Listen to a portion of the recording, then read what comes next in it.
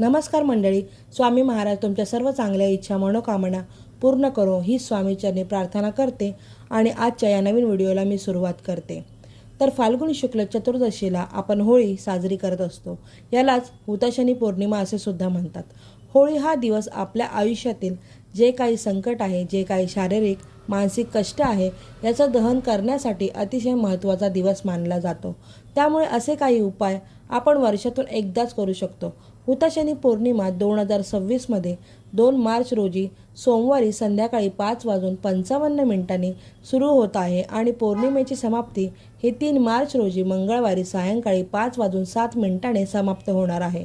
तर होलिका दहन आपल्याला सोमवारी संध्याकाळी करायचं आहे आणि याच दिवशी संध्याकाळी म्हणजेच प्रदोष काळामध्ये आपण सत्यनारायण देखील करायचं आहे।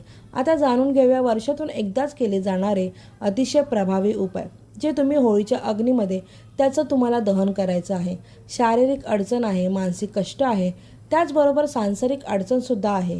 यावर मात करण्यासाठी आपले आरोग्य सदृढ राहावे, कारण आपले आरोग्य हीच आपली खूप मोठी संपत्ती आहे।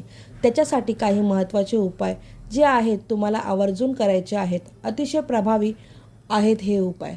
हे उपाय करत असताना मनात एक सकारात्मक विचार असणं खूप महत्त्वाचं आहे। जेवढ्या सकारात्मकतेने तुम्ही कुठले पण उपाय करत असता तेवढाच तुम्हाला फायदा होत असतो।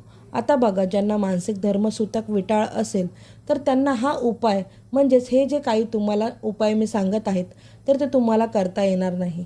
तर पहा, जेव्हा होळी जळते तेव्हा त्या अग्नीतून जी राख उरते ती खूप पवित्र मानली जाते। ही राख म्हणजे होळीच्या दुष्ट शक्तीचा नाश झाल्याचे प्रतीक आहे।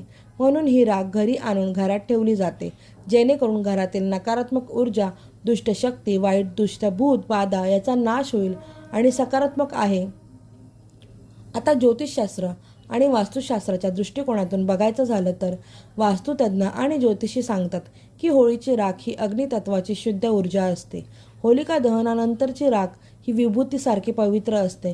ही राख जर तिजोरीत ठेवल्याने धनसंपत्ती वाढते, लक्ष्मी प्रसन्न होते।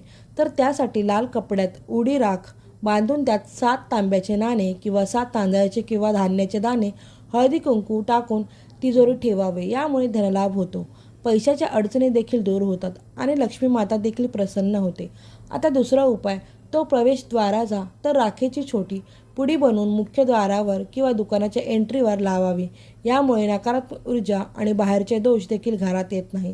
त्यानंतर तिसरा उपाय म्हणजे मनासारखा जोडीदार मिळावा किंवा सुयोग्य जोडीदार मिळावा, म्हणून आपल्याला त्या होलिका दहनमध्ये काही गोष्टी दहन करायच्या आहेत। 7 आपल्याला हळकुंड घ्यायचे आहेत। अख्ख्या हळकुंड